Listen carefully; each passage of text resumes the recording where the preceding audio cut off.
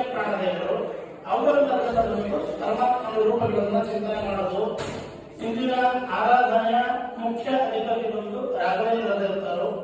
ಅವರ ಅಂತರ್ಗತ ರೂಪ ಬಂದು ಮುಖ್ಯ ಪ್ರಾಣದ ಅಂತರ್ಗತ ಮೂಲ ರಾಮದೇವರು ಮತ್ತು ವೇದವ್ಯಾಸ ದೇವರ ಆರಾಧನೆ ನಡೆಯುತ್ತೆ. ಅವ್ರ ಬಗ್ಗೆ ಆರಾಧನೆ ಅಂದ್ರೆ ಏನು ಅಷ್ಟು ಅದನ್ನು ತಿಳ್ಕೋಬೇಕು. ಆರಾಧನೆ ಎಷ್ಟೊಂದು ಜನ ಆರಾಧನೆ ಬರುತ್ತೆ, ತುಂಬಾ ಜನರ ಆರಾಧನೆ ಇರುತ್ತೆ. ಆರಾಧನೆ ಅಂದ್ರೆ ಏನು? ಆರಾಧನೆಯಲ್ಲಿ ಒಬ್ಬ ಮನುಷ್ಯ ಏನ್ ಮಾಡಬೇಕು? ಎಲ್ಲರೂ ಆರಾಧನೆಯ ಕರ್ತವ್ಯಗಳೇನು ಅಂದ್ರೆ ಅದನ್ನ ಹೇಳ್ತಾರೆ.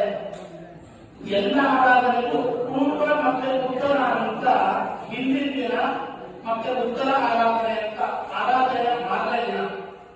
ಮೊದಲನೇ ದಿನ ಬಂದು ಅವ್ರನ್ನ ಆಹ್ವಾನ ಕೊಡೋದು, ಬನ್ನಿ ಮತ್ತೆ ಸ್ವಾಗತ ಮಾಡೋದಕ್ಕೆ ಪೂರ್ವಾರಾಧನೆ ಅಂತ ಕರೀತಾರೆ.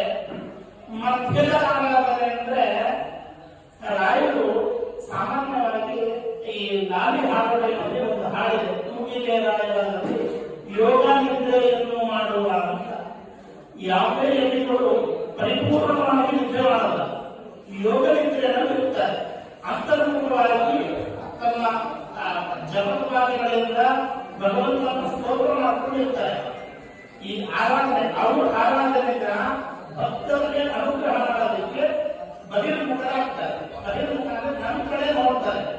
ಸಾಮಾನ್ಯವಾಗಿ ಅಂತರ್ಮುಖಿಗಳಾಗಿರ್ತಕ್ಕಂತಹ ರಾಯರು ಮೊದಲನೇ ದಿನ ನಾವು ಸ್ವಾಗತ ಮಾಡಬೇಕು, ಎರಡನೇ ದಿವಸ ನಮ್ಮನ್ನ ನೋಡುತ್ತಾರೆ. ಅವತ್ತು ನಮ್ಮ ಅಭೀಷ್ಟಗಳನ್ನ ಪೂರೈಸಿಕೊಳ್ಳೋದಕ್ಕೆ ಸೇವಾಗಳನ್ನ ಮಾಡುವಂಥದ್ದು. ಮತ್ತೆ ಉತ್ತರಾರಾಧನೆ ಆರಾಧನೆ ಹಾಗೆ ಬೀಳ್ಕೊಡೋದು. ಇದಕ್ಕೆ ಆರಾಧನೆ ಅಂತ ಕರೀತಾರೆ ಸಾಮಾನ್ಯವಾಗಿ.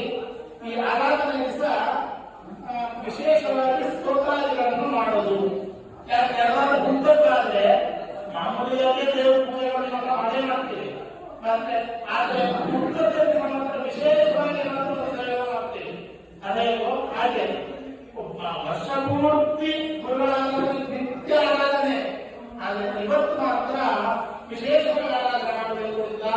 ಆ ಆರಾಧನೆಯಲ್ಲಿ ಏನು ಮಾಡಬೇಕು ಅಂದ್ರೆ ರಾಯರು ಯಾವುದರಿಂದ ತೃಪ್ತಿ ಬರ್ತಾರೆ ಅಂದ್ರೆ ಭಗವಂತನ ನಾಮಸ್ಮರಣೆಯಿಂದ ತೃಪ್ತಿ ಬರ್ತಾರಂತೆ. ಯಾಕೆ ಭಗವಂತನ ನಾಮದಿಂದ ತೃಪ್ತಿ ಬರ್ತಾರೆ? ನಾಮಸ್ಮರಣೆಯಿಂದಲೇ. ಯಾಕೆ ಅಂದ್ರೆ ಅದನ್ನ ಹೇಳ್ತಾರೆ. ಯಾವುದೇ ಕರ್ಮಗಳನ್ನು ಈಗ ಆರಾಧನೆ ಮಾಡ್ಕೊಂಡ ಅಡಿಗೆ ಇರ್ಬೋದು ಅಥವಾ ಸಾಕಷ್ಟು ಜನ ಸೇವೆಗಳನ್ನು ಮಾಡೋದು ಇದೆಲ್ಲ ಮಾಡ್ತಾ ಇರ್ತಾರೆ. ಅದರಲ್ಲಿ ಎಷ್ಟೋ ಕರ್ಮಗಳಲ್ಲಿ ಲೋಪಗಳಿರುತ್ತೆ. ಎಷ್ಟೇ ಆದ್ರೂ ಕಲಿಯುವ ಜನ ನಾವು ಒಳ್ಳೆದು ಮಾಡೋದಕ್ಕಿಂತ ಜಾಸ್ತಿ ಕೆಟ್ಟದ್ದು ಮಾಡೋದೇ ಜಾಸ್ತಿ. ಒಂದು ಅನಿಷ್ಟ ಇದ್ರೆ ಅದಕ್ಕೆ ಒಂದೇ ಒಂದು ನಮಸ್ಕಾರ ಮಾಡೋದು,